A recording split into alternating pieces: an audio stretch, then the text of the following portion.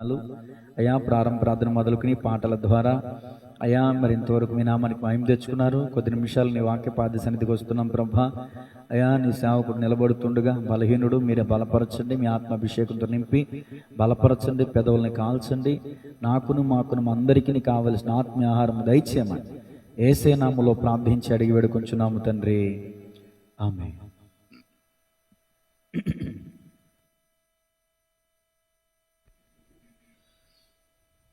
పరిశుద్ధుడైన యేసు ప్రభు నామానికి మొదటిగా వందనాలు చెల్లించుకుంటున్నాను. అలాగే సమీక్షణ అయ్య గారికి నా హృదయపూర్వకమైన వందనాలు. వచ్చిన వారందరికీ కూడా నా వందనాలండి. Praise the lord. అందరూ బాగున్నారండి? దేవుని కృపను బట్టి నేను అందరం కూడా బాగున్నాము. దేవుని కృపను బట్టి ఈరోజు ఈ సమయంలో దేవుని మాటలు అనేది జ్ఞాపకం చేసుకుందాం. దేవుని కృపను బట్టి ఈరోజు మనందరికీ దేవుడు మాటలు చెప్పబోతున్నారు. దాన్ని బట్టి మనం దేవుణ్ణి గట్టిగా ఒకసారి స్తుతిద్దాం. హల్లెలూయా. ఈరోజు దేవుని అంశం ఏమిటి అంటే, దేవుడు చెప్పబోయే అంశం ఏమిటి అంటే ఆత్మీయమైన చెయ్యి. దీన్ని బట్టి ఈరోజు దేవుడు మనతో మాట్లాడబోతున్నారు ఆత్మీయమైన హస్తం గురించి. చాలా వరకు ఈరోజు మన హస్తం గురించి అందరికీ తెలిసిందే కదండి. మీకు తెలిసిన మాటలో అసలు ఆత్మీయమైన హంసం అంటే ఆత్మీయమైన చెయ్యి అంటే ఏమిటో ఒకసారి మీకు తెలిసిన వరకు చెప్తారా? అసలు ఆత్మీయమైన చెయ్యి అంటే ఏంటి? ఇబ్బందుల్లో ఉన్నప్పుడు సహాయం చేసేది ఆత్మీయమైన చెయ్యి. ఇంకా ఆత్మీయమైన చెయ్యి అంటే అసలు ఏంటిది చెప్పండి. అంతేనా? అది ఒకటే ఆత్మీయం చెయ్యి అంటే అది ఒక్కదానికే పనిచేస్తుంది. అసలు ఇబ్బందుల్లో నన్ను ఆదుకునే వాడికి ఆదుకోవడానికి ఒకటే నా పనిచేస్తుంది. ఇంకా ఆత్మీయం చెయ్యి అంటే ఇంకా ఆత్మ నశించిపోకుండా కాపాడటానికి ఉపయోగపడుతుంది. ఒక్కలేనా ఉన్నారు? ఇంకా రాణి గారు ఒక్కలేనా ఉన్నారు? ఇంకా చెప్పండి. అసలు ఆత్మీయమైన చెయ్యి అంటే చాలా వరకు ఆత్మీయంగా ఆలోచిద్దాం ఒకసారి. అసలు ఆత్మీయమైన చెయ్యి అంటే ఒకసారి ఆత్మీయంగా ఒకసారి ఆలోచిద్దాం. అదేంటంటే ఆదుకునే చెయ్యి, అది కరెక్టే, కానీ ఇంకా కొద్దిగా లోతుగా ఆత్మీయమైన చెయ్యి అంటే అసలు ఏంటి, ఇంకా కొద్దిగా లోతుగా ఆలోచిద్దాం. అసలు ఆత్మీయమైన చెయ్యి అంటే ఏంటి? సరే, మీరు చెప్తాను అయితే. ఆత్మీయమైన చెయ్యి అంటే దేవుడు చెప్తాం అనుకుంటుంది ఏంటంటే దేవుణ్ణి ఆరాధిస్తుంది అంట. ఆత్మీయమైన చెయ్యి అంటే అసలు దేవుణ్ణి ఆరాధించేది ఆత్మీయమైన చెయ్యి. ఆత్మీయమైన చెయ్యి ఏంటంటే దేవుణ్ణి ఆరాధించేది ఆత్మీయమైన చెయ్యి. ఆత్మీయమైన చెయ్యి చేసేది ఏంటంటే దేవుణ్ణి ఆరాధిస్తుంది. దేవుని పనులకి, మంచి పనులకు ఉపయోగపడేది ఆత్మీయమైన చెయ్యి. అంటే దేవుని పనికి, ఆత్మీయమైన పనులకు ఉపయోగపడేది ఆత్మీయమైన చెయ్యి. ఈరోజు ఆ చెయ్యి గురించి దేవుడు ఈరోజు మనతో మాట్లాడబోతున్నారు. అసలు ఆత్మీయమైన చెయ్యి చేసే పనులు, ఈ చెయ్యి అనేది చేసే పనులు, కొన్ని విషయాలు అనేది, కొన్ని పనులు అనేది ఈరోజు జ్ఞాపకం చేసుకుందాము. మొదటిగా తిమోతికి రాసిన పత్రిక మొదటి పత్రిక 2వ అధ్యాయము 8వ వచనం చూద్దాం.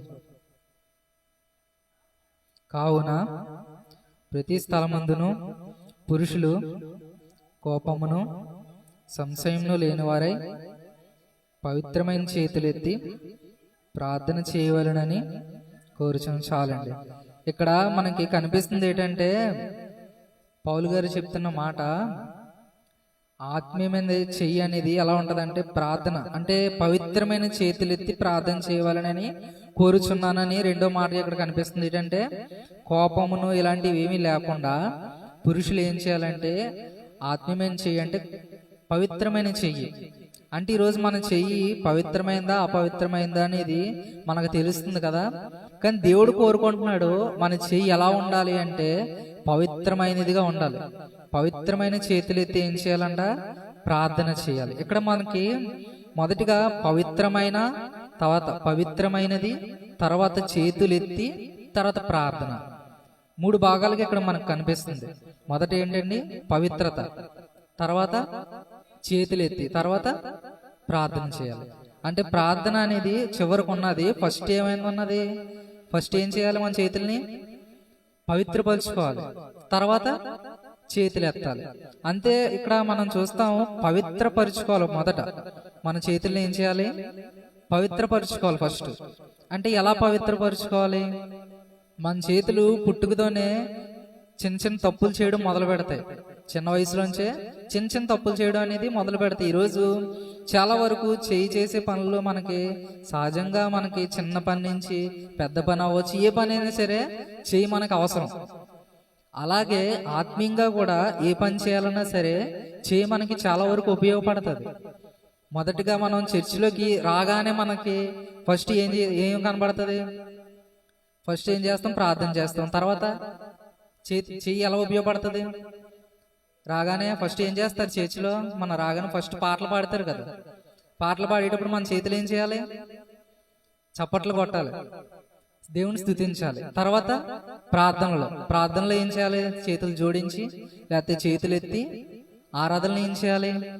చప్పట్లు కొడుతూ చేతులు ఎత్తి ఆరాధన చేస్తూ. అలా ఏంటంటే చేతులు మొదటి నుంచి మనకి ఎలా ఉపయోగపడతాయంటే ప్రతి దాని విషయంలో ఆత్మీయంగా చేతులు అనేది చాలా వరకు మనకు ఉపయోగపడతాయి. కానీ మనం ఎంత చేసినా ముందు మన చేతులు ఎలా ఉండాలంట? పవిత్రంగా ఉండాలంట. పవిత్రంగా లేనప్పుడు మనం ఎంత చేసినా వ్యర్థమే. అది మనం ఎంత చేసినా వ్యర్థమే. మనసులో ఏముండాలి? మనలో పవిత్రంగా ఉండాలి. మన మనసు పవిత్రమైనప్పుడు మనం ఏం పని చేసినా మనం అది పవిత్రమైందిగానే ఆలోచిస్తాం. చూడండి, ఒక సామెత ఉంటుంది, ఎక్కువ శాతం అప్పుడప్పుడు వాడుతూ ఉంటారు. పచ్చక్రామంలో వచ్చిన వాడికి లోకం అంతా పచ్చగా కనబడుతుంది అంట. అంటే లోపల పాపం ఉన్నప్పుడు మనం చేసే పనులు కూడా ఎలా ఉంటాయి? పాపం చేయాలనిపిస్తూ ఉంటది లోపల పాపం ఉన్నప్పుడు. అదే పవిత్రంగా ఉంటే ప్రతి పని మనం ఏం చేస్తాం? పవిత్రంగా చేయడానికి ఇష్టపడతాం. అదే ఆత్మీయంగా ఉంటే ఆత్మీయమైన పనులు చేయడానికి ఇష్టపడతాం. అలా ఈరోజు దేవుడు చెప్తున్నాడు, నన్ను స్తుతించడానికి ఆత్మీయమైన చేయి మీకు ఎలా ఉండాలంటే ముందు మీరు పవిత్రంగా ఉండాలి. అలాగా మనం పవిత్రపరచబడిన తర్వాత అప్పుడు చేతులెత్తి ప్రార్థన చేయాలి. చేతులు ఎత్తడం అనేది మనం చాలా వరకు ఇలా జస్ట్ ఇలా చేతులు ఎత్తుతాం, దేవుణ్ణి ఎలా ఆరాధిస్తాము అని చెప్పేసి అనుకుంటాం, లేకపోతే ఇలా ఎత్తి చప్పట్లు కొడతామని చాలా వరకు అనుకుంటూ ఉంటాం కదా. దాంట్లో ఇంకో భాగం, మరి నాకు తెలిసిన భాగం మరి మీకు చెప్పాలనుకుంటున్నాను. చేతులు పైకి ఎత్తినప్పుడు మనం ఎలా ఏమైనా పట్టుకుంటాం చేతితోని? ఓన్లీ ఇలా వదిలేస్తాం. అంటే మన చేతిలో ఏమీ లేదు. చేతిలో ఒక్కటే ఏమి లేకపోతే సరిపోదు, మనసులో కూడా ఏమి ఉండకూడదు ఆ టైంలో. అంటే మనం మందిరంలోకి వచ్చినప్పుడు ఇంటి దగ్గర విషయాలు అవన్నీ విడిచిపెట్టాలి. ఇంకా మనలో ఇప్పుడు ఏమన్నా బాధలు ఉన్నా అలాంటివి ఏమైనా విడిచిపెట్టాలి. ఇంకా దేవుని సన్నిధిలోకి వచ్చిన తర్వాత ఆరాధించేటప్పుడు మనం చేతులు ఎత్తి దేవుణ్ణి స్తుతించడానికి చేతులు ఎత్తినప్పుడు మన హృదయంలో ఎలాంటి విషయమైనా సరే గుర్తు తెచ్చుకోకుండా దేవుణ్ణి ఆరాధించడం మాత్రమే మన లక్ష్యంగా పెట్టుకొని అప్పుడు చేతులు ఎత్తి మనస్పూర్వకంగా దేవుణ్ణి ఆరాధించడం అనేది మనం చేస్తే అప్పుడు దేవుడి ప్రార్థన అనేది మనం కరెక్ట్గా చేయగలుగుతాం. చాలా వరకు చాలా మంది ఎలా చేస్తారంటే మామూలుగా లోపల ఉన్న బాధలు ఇవన్నీ గుర్తు చేసుకుంటూ, లేదంటే ఇంటి దగ్గర విషయాలు, లేదంటే బంధువుల విషయంలో ఇలాంటి చిన్న చిన్న విషయాలన్నీ మనసులో పెట్టుకొని ఇక్కడికి వచ్చి ప్రార్థన చేస్తారు. అలాంటి వాళ్ళు చేసే ప్రార్థనలు ఎలా ఉంటాయంటే కొన్ని విషయాలు ఏంటంటే పుట్టినరోజు సంబంధించిన ప్రార్థన చేయమంటే ఇంటి సమస్యల కోసం ప్రార్థన చేస్తారు కొంతమంది, లేదంటే ఒక ఉపవాసం గురించి ప్రార్థన చేయమంటే వాళ్ళ కుటుంబం గురించి చేస్తూ ఉంటారు, లేదంటే ఎవరన్నా సరే బాగుండాలని చేస్తారు. అలాగా ఉపవాసం గురించి చేయమంటే ఇంకోటి ఒక అంశం చెప్తే ఇంకో అంశం గురించి చేస్తారు వాళ్ళు. అంటే అక్కడ అంశాన్ని మర్చిపోతారు. అంటే వాళ్ళు సరిగ్గా ఉండదు, వాళ్ళు ఆలోచన విధానం అనేది కరెక్ట్గా పెట్టలేరు.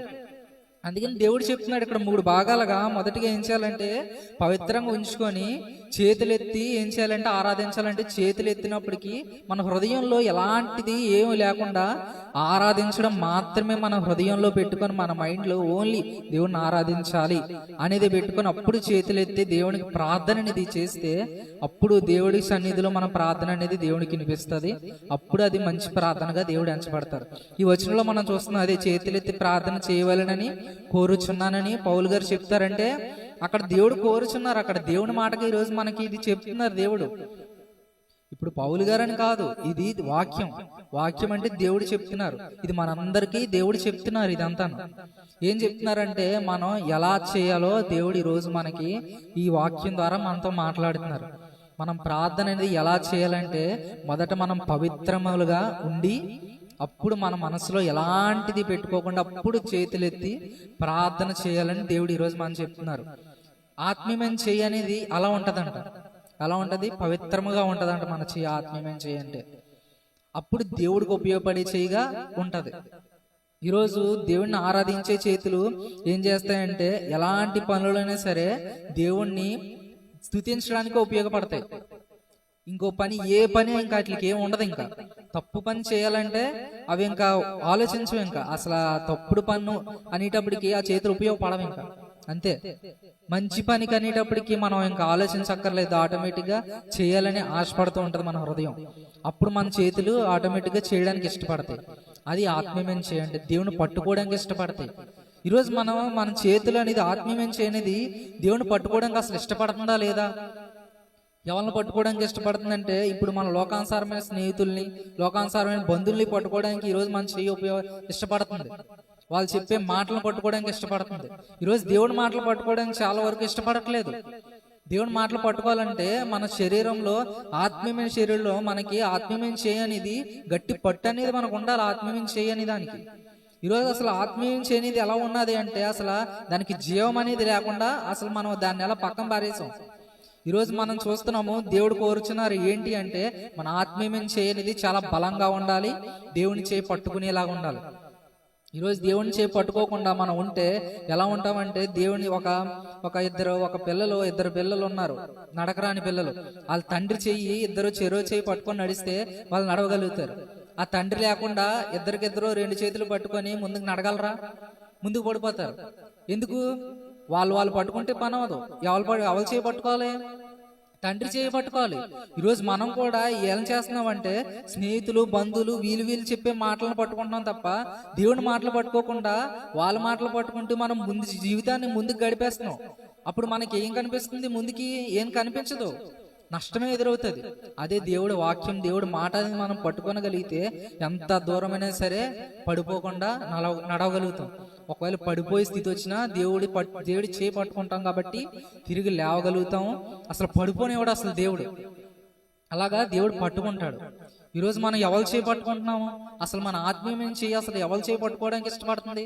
ఏ పని చేయడానికి ఇష్టపడుతుంది? దేవుడికి పనికొచ్చే పనులు చేయాలి, దేవునికి పనికొచ్చే పనులు. ఆత్మీయమైన చెయ్యి అంటే దేవుడికి పనికొచ్చే పనులు చేయాలి తప్ప శాతానికి పనికొచ్చే పనులు చేయకూడదు. ఈరోజు మన చెయ్యి అనేది, ఆత్మీయమైన చెయ్యి అనేది అసలు ఎలా ఉపయోగపడుతుంది? నరకానికి మార్గం ఏర్పరచుకుంటుంది మన చెయ్యి. ఈరోజు దేవుని సన్నిధిలో ఈరోజు దేవుడు మనతో మాట్లాడుతున్నారు. ఈరోజు దేవుని చెయ్యి అనేది ఎలా ఉపయోగపడుతుంది అంటే చాలా వరకు లోకానుసారమైన పనులు చేయడానికి ఉపయోగపడుతుంది, ఇష్టపడుతుంది.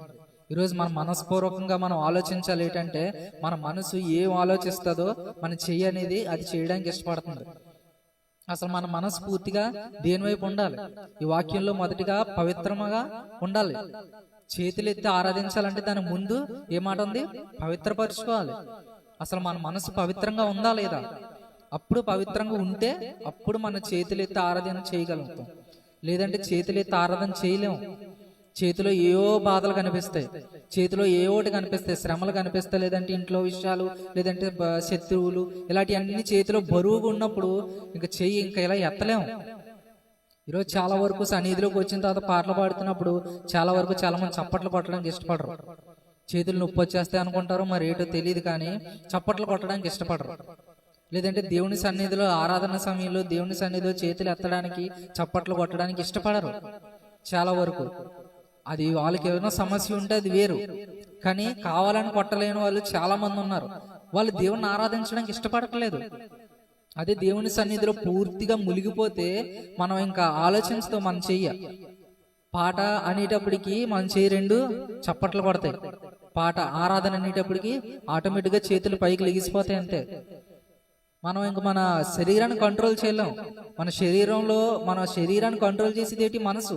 మన మనసు దేవుడికి ఇచ్చేసిన తర్వాత ఇంక శరీరం మన ఆరాధనలో ఉండదు. ఇంకా ఆటోమేటిక్ గా దేవుడి సన్నిధిలో దేవుని పని చేయడానికి ఇష్టపడుతూ ఉంటది, తృష్ణగా ఉంటది అది.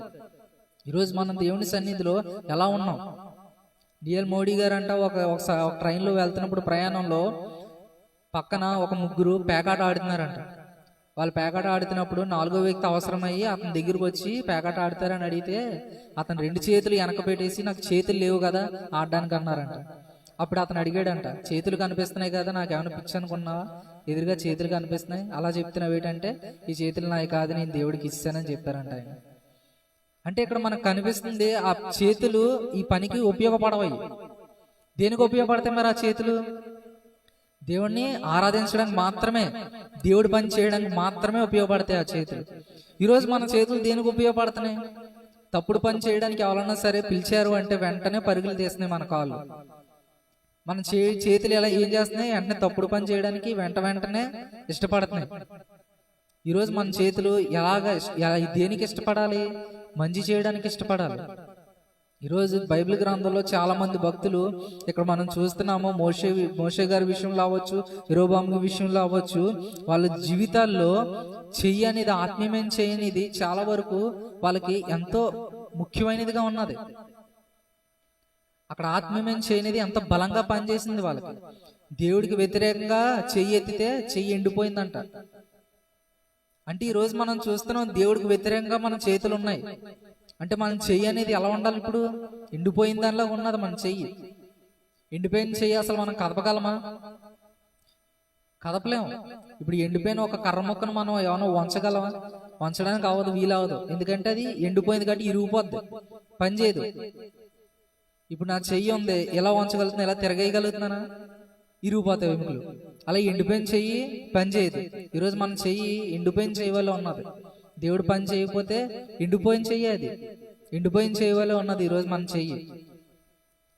జీవితంలో మనం ఏ పని చేసినా సరే, అంటే దేవుడి మూలంగా, అంటే దేవుని సన్నిధిలో మనం బాప్టిజం తీసుకొని రక్షణ పొంది దేవుని పిల్లలమై మనం ఉన్నప్పుడు మన చెయ్యి ఏం చేయాలంటే దేవుని చేయి పట్టుకునే చేయవలే ఉండాలి, దేవుడిని ఆరాధించే చేయవలే ఉండాలి. దేవుని సన్నిధిలో మన చెయ్యి ఎలా పని చేయాలంటే దేవుడికి మాత్రమే పనిచేసేవారిగా ఈరోజు మన చెయ్యి ఉండాలి. మనం దేవుని పని చేయగలుగుతున్నామా, లేదంటే సాతాను పని చేయగలుగుతున్నామా? ఈరోజు బయట ఏదైనా చిన్న కార్యం చేయాలంటే వెంటనే పరుగులు తీసా పని చేయడానికి ఇష్టపడతాం, కానీ మన జీవితంలో మనకు అవసరమైన పనులు చేయడానికి ఇష్టపడుతున్నాం, కానీ దేవుని సన్నిధిలో చిన్న పని చేయడానికి కూడా మనం ఈరోజు ఇష్టపడం. చిన్న పని చేయాలంటే చేతులు అరుగుపోతున్నాయి అన్నట్టు ఫీల్ అయిపోతాం, కానీ దేవుని సన్నిధిలో పని చేస్తే అది దేవునికి చేసిన పని. దేవుని సన్నిధిలో మనం ఎంత పని చేసినా అది వ్యర్థంగా పోదు. ఎందుకంటే ఈరోజు దేవుని సన్నిధిలో, దేవుని ఆత్మీయమైన స్థితిలో మనం ఎంత పని చేసినా, దేవుడిని ఆరాధిస్తే అది ఎంత మంచి పని, అది ఎంత అమూల్యమైన పవిత్రమైన పని అది. ఎందుకంటే దేవుని తప్ప ఇంకెవరిని ఆరాధిస్తాం మనం? ఈరోజు మన తండ్రి చేయ కాకుండా పక్కలు చేపట్టుకుంటే, అక్కడ ఇద్దరు బిడ్డలు పక్కన నించొని వాళ్ళు చేపట్టుకుంటే ఏమయ్యారు? పడిపోయారు. అదే తండ్రి చేపట్టుకుంటే నిలబడగలిగారు. ఈరోజు మనం తండ్రి చేపట్టుకోకుండా మన స్నేహితులు చేయి, బంధువులు చేపట్టుకుంటే ఈరోజు మనం ఏమవుతాం? దానివల్ల నష్టం తప్ప లాభం అనేది ఉండదు, దానివల్ల నరకం తప్ప పరలోకం అనేది ఉండదు. ఈరోజు మనం దేవుని చేయి పట్టుకునే వారిలాగా ఉండాలి. ఈరోజు మనం దేవుని చేయి పట్టుకుంటే దేవుడు ఎంత దూరమైనా సరే మనల్ని నడిపిస్తాడు. ఎలాంటి శ్రమ వచ్చినా సరే మనల్ని విడివడు. బలమైన చెయ్యి అది, మన బలహీనమైన చెయ్యి. అదే మన బలమైన చేయి పట్టుకుంటే అప్పుడు మనం కూడా బలవంతుల్లాగా నడవగలుగుతాం, బలవంతుల వలె మనం ఉంటాం. ఆ శక్తి మనలో ఉంటది. ఈరోజు మనం బైబిల్ గ్రంథంలో చూద్దాం, మోషే జీవితంలో ఎంతో వరకు. నిర్గమాకాండం 17వ అధ్యాయం చూద్దాము.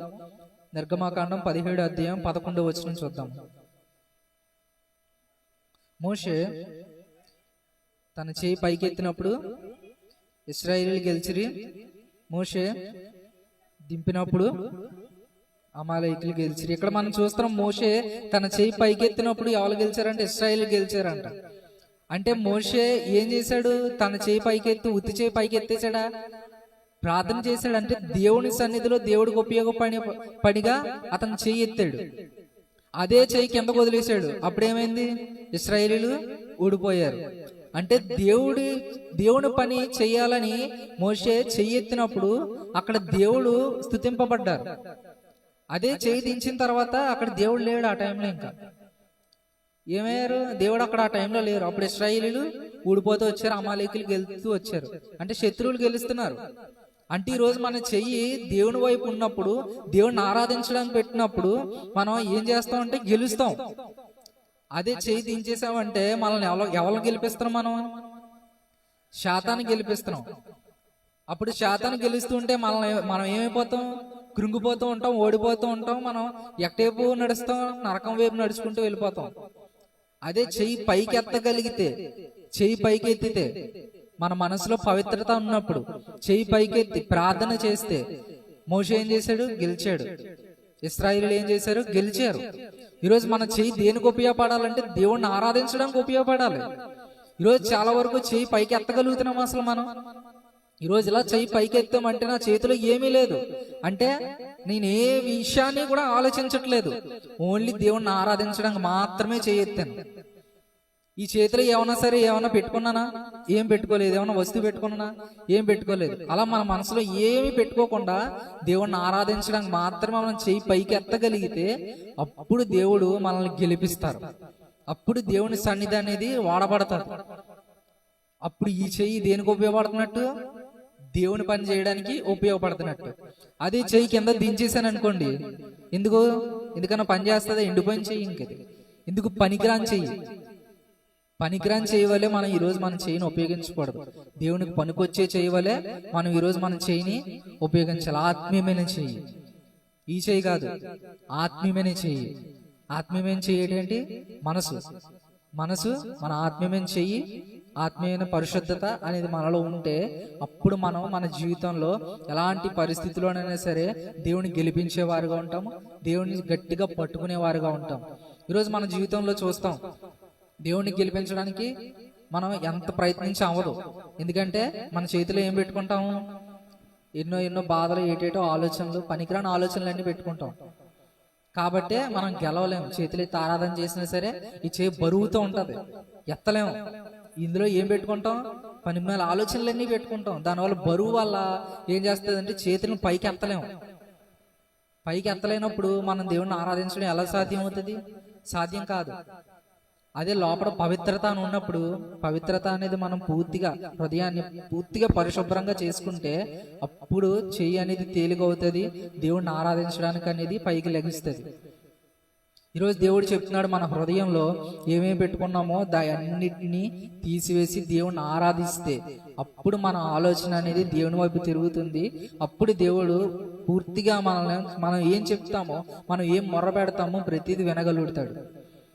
ఈరోజు ఒక వ్యక్తి ముందు నేను నించొని అతనికి వినబడకుండా దూరంగా నించొని ఏదేదో చెప్తున్నాను అనుకోండి, అతనికి వినబడదు. ఏదేదో చెప్తున్నాను, అతను ఏమైనా చేయగలడా? తిరిగి నాకు నేను చెప్పేది అతనికి ఏమైనా వినబడినప్పుడు ఏమైనా చేయగలడు? అసలు వినబడతలేదు, అప్పుడు ఏమైనా చేయగలడా? అంటే మనం బరువుగా ఉన్నప్పుడు దేవుడికి దూరంగానే ఉంటాం. మనం ఏం చెప్పినా ఏం చేసినా దేవుడికి తెలియదు. అదే దగ్గరికి వెళ్ళి నా సమస్య అనేది చెప్పుకొనగలిగితే అది తీర్చగలిగే దేవుడు కాబట్టి వెంటనే తీర్చడానికి ఇష్టపడతారు. ఏదైనా సరే మన జీవితంలో ఏదైనా సరే దేవునికి ఉపయోగపడేది మాత్రమే మనం దేవుడిని అడగగలిగితే అది వెంటనే దేవుడు మన జీవితంలో చేయగలుగుతాడు. ఈరోజు మన జీవితంలో దేవుని సన్నిధిలో పూర్తిగా దేవుని యందు మనం ఉండగలిగితే అప్పుడు దేవుని ఆరాధించడానికి చేతులు ఎత్తాలి. చేతులు ఎత్తి పూర్తిగా మన హృదయాన్ని క్లీన్ చేసుకొని దేవుణ్ణి ఆరాధించడానికి మాత్రమే మనం ఒక లక్ష్యంగా పెట్టుకొని అప్పుడు ప్రార్థన చేస్తే అప్పుడు మన హృదయం అనేది తేలికవుతుంది. అప్పుడు తేలికైనప్పుడు దేవుణ్ణి ఆరాధించడం మన వల్ల అవుతుంది. అప్పుడు దేవుడు మన మాట అనేది వింటారు. ఈరోజు దేవుడి అంశం ఏంటంటే ఆత్మీయమైన చెయ్యి. ఆత్మీయమైన చెయ్యి ఎలా ఉపయోగపడాలి అంటే ఫస్ట్ మన హృదయాన్ని పవిత్రపరుచుకొని అప్పుడు మన చేతులు ఎత్తి అప్పుడు ప్రార్థన చేయాలి. ఈ మూడేట్లకి నేను మూడు భాగాలుగా చెప్పాను. ఫస్ట్ మన హృదయాన్ని ఏం చేయాలి? పవిత్రపరచుకోవాలంటే మన హృదయం ఎలా పవిత్రపరచుకోవాలి? పాపం అనేది లేకుండా శుభ్రం చేసుకొని అప్పుడు దేవుని పనులు మాత్రమే మన హృదయంలో పెట్టుకుంటే అప్పుడు పవిత్రపరచబడుతుంది. తర్వాత రెండోది చేతులు ఎత్తాలి. చేతులు ఎత్తాలంటే చేతిలో ఏమి ఉండకూడదు? ఎటువంటి సమస్యలు ఉండకూడదు, ఎలాంటివి అసలు ఏ బరువు ఉండకుండా అప్పుడు మనం చేతులు పైకి ఎత్తితే అప్పుడు దేవుడిని ఆరాధించగలుగుతాం. మూడోది ప్రార్థన చేయాలి. అప్పుడు మనం ప్రార్థన చేస్తే అప్పుడు దేవుడు మన మాట అనేది వింటాడు, తిరిగి మనకి ఏదైనా సరే చెప్పగలుగుతాడు. ఈరోజు చాలా మంది ప్రార్థన చేస్తారు కానీ దేవుడు జవాబు ఇవ్వట్లేదు, అసలు నా జీవితంలో ఏ కార్యం జరగట్లేదు అని చెప్పి చాలా మంది చాలా వరకు బాధలు పడిపోతూ ఉంటారు. అసలు చాలా వేదన చెందుతారు. వాళ్ళకి ఈరోజు దేవుడు చెప్తున్నాడు, పూర్తిగా పవిత్రపరచబడి అప్పుడు నన్ను ఆరాధించి ప్రార్థన చేస్తే అప్పుడు నువ్వు నాకు చెప్పే మాట నాకు వినబడుతుందని దేవుడు చెప్తున్నాడు. ఈరోజు మనందరికీ దాన్ని బట్టి దేవుడు తిరిగి మనకి ఏం చేయాలన్నా సరే చేయగలుగుతాడు. ఈ కొద్ది వాక్యం దేవుడు దీవించుకుంటాడు. నీ వాక్యమే నన్ను బ్రతికించెను, బాధలలోనే మదినేచెను. నీ వాక్యమే నన్ను బ్రతికించెను, బాధలలోనే మదినేచెను. కృపాశక్తి దయాశక్తి సంపూర్ణుడా, వాక్యమై ఉన్న యేసు. ఆహా, కృపాశక్తి దయాశక్తి సంపూర్ణుడా, వాక్యమై ఉన్న యేసు. హల్లెలూయా. మంచిది, తమ్ముడు చక్కని విషయాలు తెలియజేశారు. ఈరోజు ప్రార్థన, ఉపవాస ప్రార్థన. మరి దేవుని సన్నిధికి ప్రతి శనివారం మనం వస్తున్నాం, ఉపవాస ప్రార్థనలో పాల్గొంటున్నాం. ఎలా ప్రార్థన చేయాలని తిమోతికి పౌలు గారు చెప్పారండి. తిమోతికి మాత్రమే కాదు, తిమోతి పత్రిక ద్వారా ఆనాటి సంఘానికి, నేటి సంఘానికి, ప్రతి ఒక్కరికి కూడా దేవుడు తన వాక్యం ద్వారా తెలియజేస్తున్న సమాచారం ఏంటంటే, పవిత్రమైన చేతులెత్తి ప్రభువునకు ప్రార్థన చేయాలి. ఈ విషయాన్ని ఒక్కసారి నేను జ్ఞాపకం చేసే ముందు, ఈరోజు విచారణకరమైన సంగతి ఏంటంటే, అభిషేక్తులు, దైవజనులు, ప్రొఫెసర్ ఏమండి, మరి అనేక కళాశాలలో విద్యార్థులను బలపరిచి ఆయన చిన్ననాటి నుంచి ఆయన చేసిన కార్యక్రమాలన్నీ కూడా నేను వాట్సాప్లో షేర్ చేశాను. వాటిని ఎందుకు షేర్ చేశానంటే, మనం తెలుసుకోవాలి దైవజనుల గురించి. అభిషేక్తులు వారి చిన్న సాక్ష్యం, ఒక చిన్న మాట నన్ను చాలా బలపరిచింది. సిల్వర్ జూబ్లీ చేసుకుంటున్నాను నేను అని అన్నారు. అంటే పెళ్ళయి భార్యతో ఆవాసపాత్సం కాదండి, ఆయనకి కిడ్నీ ఫెయిల్యూర్ అయ్యి కిడ్నీ సమస్యతో, కిడ్నీ ఇన్ఫెక్షన్తో 25 సంవత్సరాలు పూర్తి చేసుకున్నాడంట. అంటే ఆ వీడియో ఎప్పుడు మాట్లాడారో తెలియదు, కానీ అప్పటికి వారికి పెళ్లి కాలేదేమో. ఇప్పుడు మరొక వీడియోలో ఏమంటున్నారంటే, భార్య ఉంది, పిల్లలు లేరు, ఆ కుటుంబం కొరకు ప్రార్థన చేయండి అని చెప్పారు. ప్రకాష్ గారు వర్తమానాలు మీరు విన్నారో లేదు తెలియదు కానండి, పెద్ద పెద్ద సభల్లో ఏమండి మంచి స్పీకర్ అండి ఆయన. కానీ 25 సంవత్సరాలుగా ఆయన బాధపడుతూ ప్రభువును ఒకటే అడిగారంట, నా కోసం నువ్వు చనిపోయావయ్యా, నేను ఇంకేం అడగలను, నీ చిత్తమైతే ఇది ఉంచు, లేదంటే తీసే అని ప్రార్థన చేస్తే, పౌలు గారు కూడా దేవుడు ఏం చెప్పారంటే, నా కృప నీకు చాలు, నీ బలహీనతలో నా కృప నీకు సంపూర్ణ. నేను ఎప్పుడు బలహీనున్నో అప్పుడే బలవంతున్నా అన్నాడు. అందుకనే పౌలు గారు. అప్పుడు అనిపించింది, నిజంగా శరీర బలహీనతలను బట్టి ఒక్కోసారి దేవుణ్ణి మనం కొంచెం దూరం పెడతా ఉంటాం. బాబాయ్ గారు కూడా వచ్చిన మాట, ఏదో మా అనుభవాలు మాట్లాడుకున్నప్పుడు, అయ్యా ఈ పరిస్థితులను బట్టి ఎందుకు అనిపిస్తుంది అని ఏదో ఆయన కూడా ఈ మధ్యకాలంలో మాట, ఇలాంటి సాక్ష్యాలు విన్నప్పుడు మనం ఎంత బెటర్ పొజిషన్లో ఉన్నాం అనేది అర్థమైంది. అంతే కదండి. మరి కిడ్నీ సమస్యతో 25 సంవత్సరాలు పోరాడుతూ పైకి చిరునవ్వే. నిజంగా ఆయన వర్తమానాలు ఎన్నోసార్లు నేను వింటా ఉంటాను. ఆయన చిరునవ్వుతో మాట్లాడతారు, ఒక్కోసారి ఆత్మవిషయంతో మాట్లాడతారు.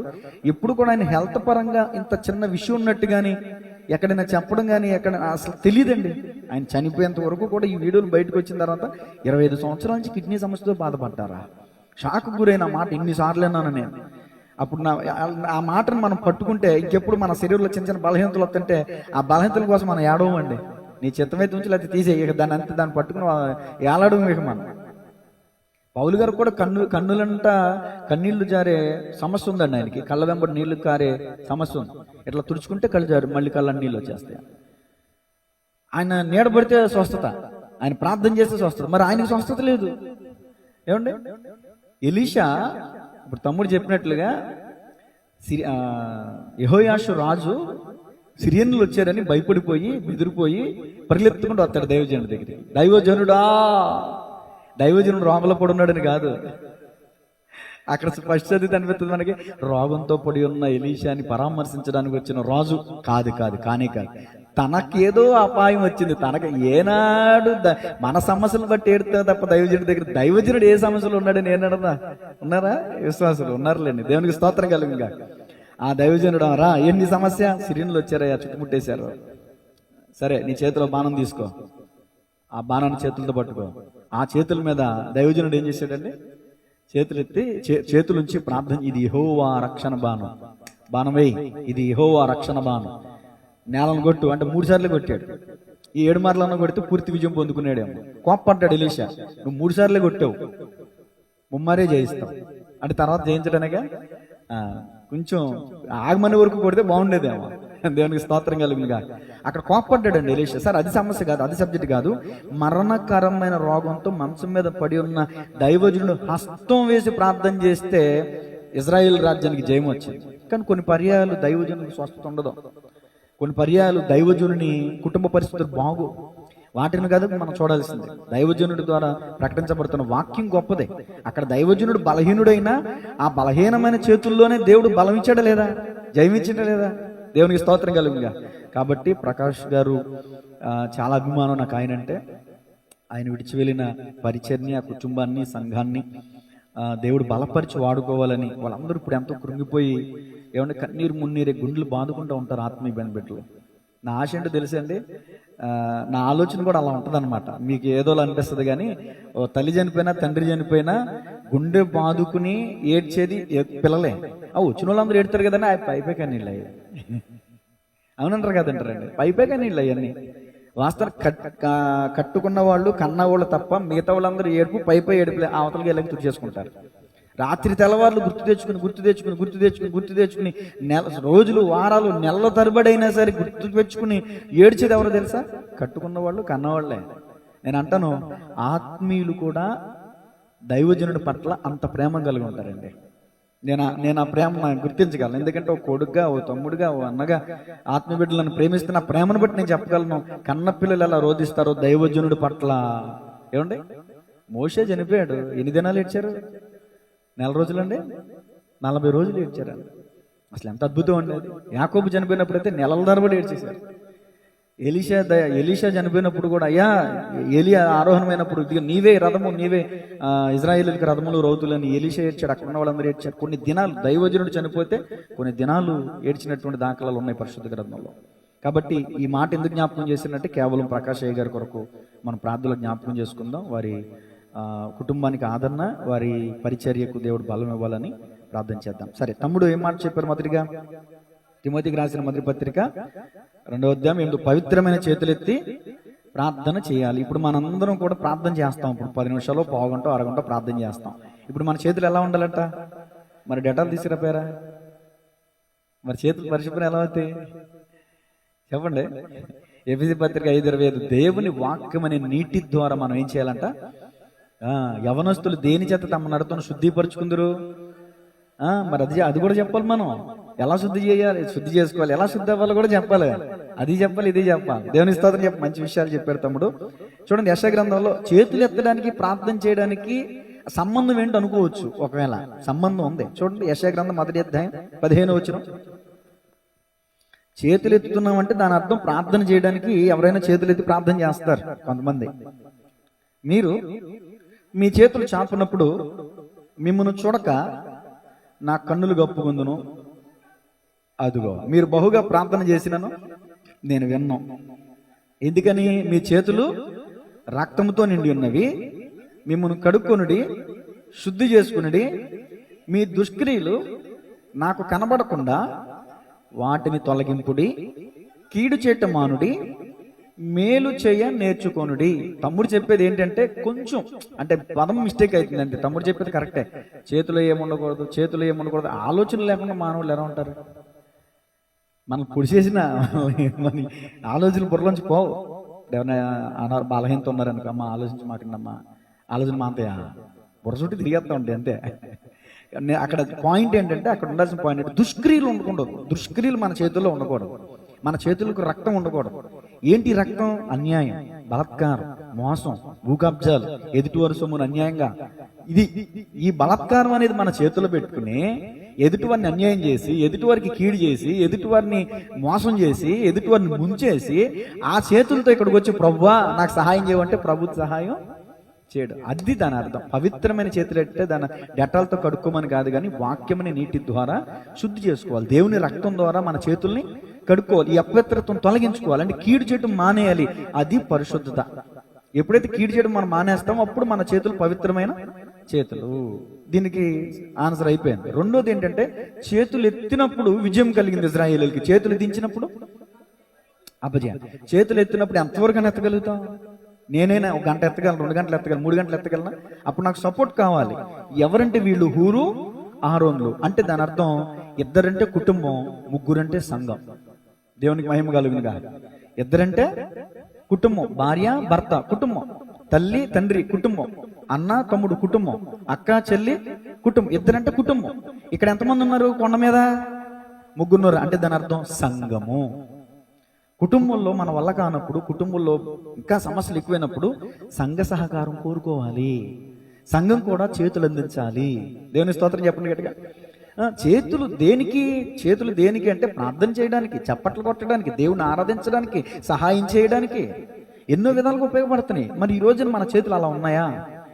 ప్రార్థన చేసేవారుగా ఉన్నామా? ఇతరులకి ప్రార్థన సహకారాన్ని అందించేవారుగా ఉన్నామా? ప్రార్థన వలనే పయనము, ప్రార్థనే ప్రాకారము, ప్రార్థనే ప్రాధాన్యము, ప్రార్థన లేనిది పరాజయం. ప్రార్థనే ప్రాకారము, ప్రార్థనే ప్రాధాన్యము, ప్రార్థన లేనిది పరాజయం. ప్రభువా ప్రార్థన నేర్పయ్యా, ప్రార్థించకుండా నేనుండలేనయ్యా. ప్రభువా ప్రార్థన నేర్పయ్యా, ప్రార్థించకుండా నేనుండలేనయ్యా. నీ పాదాలు తడపకుండా.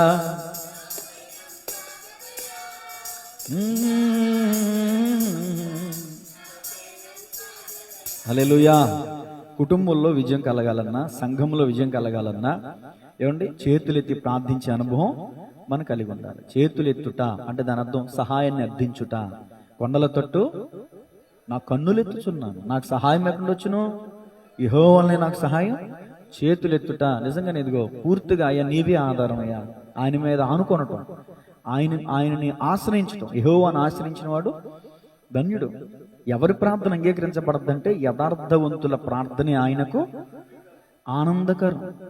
ఆయన ఆనందిస్తాడంటండి యథార్థంగా ఉండి ప్రార్థన చేస్తే. హృదయంలో పాపం పెట్టుకుని ప్రభు అని ప్రార్థన చేస్తే ఉందిగా యోహాను సువార్తలో, పాపుల మనవి ఆయన ఆలకించడు.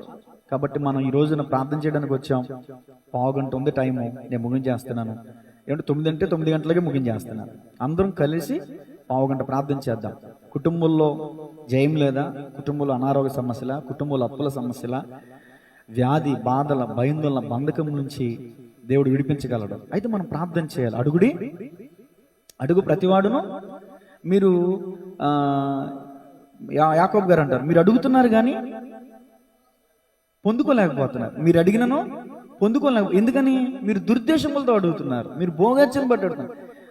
నేను అందుకని అంటాను, నెససరీ ముద్దు, లగ్జరీ వద్దు. పక్కడికి కారు ఉంది, నాకు కారు ఉండాలి, అది లగ్జరీ. నేను ఇంతకుముందు కూడా ఈ 2వ పూట కూడా అనుకున్నా, ఎందుకో ఈ కొంచెం మళ్ళీ ఈ మధ్యకాలంలో జర్నీలు ఎక్కువైంది కదా. ఇక ప్రకాష్ గారు మాట అన్నాక మన సమస్య ఎప్పుడు ఎత్తకూడదా? ప్రకాష్ గారు 25 సంవత్సరాలు పడ్డారంటే మన చిన్న చిచి అసలు దాన్ని ఎత్తడం కూడా సమస్య. నేను అనుకున్నాను, రోజు మీటింగ్లు ఉంటే, రోజు నేను ప్రయాణాలు చేస్తే అప్పుడు ఊపిరవ్వ అనుకున్నాను నేను మనసులో. అంతేకాదు ఇప్పుడు ఎందుకు నాకు బండి చాలు, బండి ఎక్కువ. ఆ బండి మీద వెళ్ళకపోతే బస్సులోకి వెళ్తాం. ఇప్పుడు శ్యామ్జయ్ వేదాల గారు ఉన్నారు, ఒకసారి మన వేదరత్నయ్య గారు తీసుకొచ్చారు. మీటింగ్ అయిపోయిన తర్వాత గంటల ధర అక్కడ నుంచుని ఉన్నారండి. బస్సుకి వెళ్ళారు ఆయన. స్టార్టింగ్ లో కార్లు లేవు వాళ్ళకి, ప్రారంభ దశలో. ఇప్పుడు కారులో ఇప్పుడు ఆరోగ్య పరిస్థితిని బట్టి, వయసుని బట్టి ఏమండి తిరగలేని పరిస్థితి, బస్సుల కోసం వెయిటింగ్ చేయలేని పరిస్థితి. దేవుడు కృప చూపించాడు, ఇప్పుడు కారు ఇచ్చాడు. ఎన్నో వేల కిలోమీటర్లు కార్ల మీద వెళ్తున్నారు. కాబట్టి దేనికైనా సమయం ఉంటుంది ఏమండి, ఆ సమయానికి దేవుడే మనకి ఇస్తాడు. అయితే తగిన సమయం ముందు ఆయన మిమ్మల్ని హెచ్చించినట్లు ఆయన బలిష్టమైన హస్తముల కింద మనం ఎలా ఉండాలంట? దేని మనసుకలే ఉండాలంట. దీనులకు కలిగే దీవెనలు ఒకసారి చెప్పాను నేను. ఎన్నో దీవెనలు ఉన్నాయి, ఎన్నో ఆశీర్వాదాలు ఉన్నాయి. కాబట్టి తమ్ముడు చక్కని మాటలు తెలియజేశాడు.